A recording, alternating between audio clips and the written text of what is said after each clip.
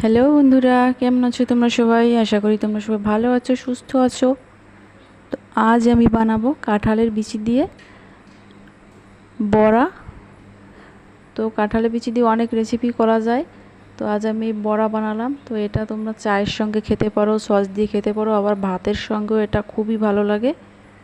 তো এটা খুবই হেলদি একটি রেসিপি। তো এটা ছোট থেকে বড় সবাই পছন্দ করবে। তো পুরো রেসিপিটা দেখার অনুরোধ রইল। তো প্রথমে আমি এখানে কাঁঠালের বিচি সেদ্ধ করে আমি সেটা ব্লেন্ডার দিয়ে ব্লেন্ড করে নিয়েছি। এখন আমি এখানে দিয়ে দেবো পেঁয়াজ কুচি পরিমাণ মতো, আর ধনেপাতা কুচি দিয়ে দিচ্ছি। ধনেপাতাটা আমি একটু বেশি দিয়েছি।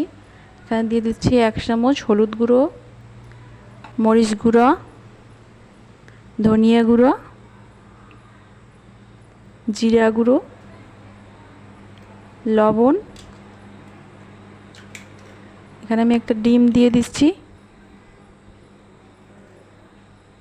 তোমরা চাইলে এখানে চালের গুঁড়ো ব্যবহার করতে পারো বা ময়দা, বেসন, কিন্তু আমি কিছুই দিচ্ছি না। তো আমি সবগুলো উপকরণ ভালো করে মাখিয়ে নিয়েছি। এখন আমি কড়াইতে তেল দিয়ে দিচ্ছি। তো আমি ছোট ছোট করে বড়াগুলো ভেজে নেব।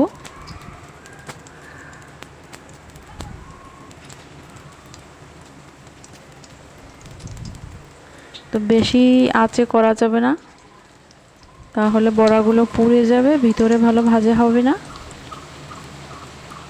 তো আমি মিডিয়াম আঁচে করছি।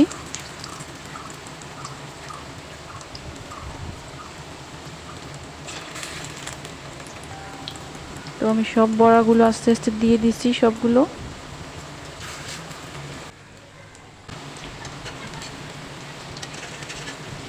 এবার আমি উল্টে দেব। একটু লাল লাল করে ভাজতে হবে, তাহলে খেতে অনেক ভালো লাগবে।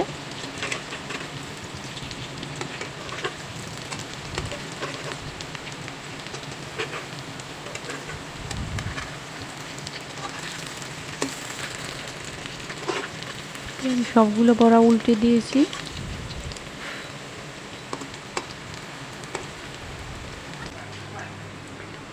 তো হয়ে গেছে, আমি এবার নামিয়ে নেব। দেখো লাল লাল করে ভেজে নিয়েছি।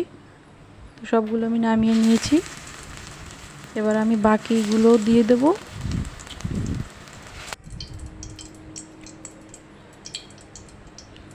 তো বাকিগুলো হয়ে গেছে, আমি এবার নামিয়ে নিচ্ছি।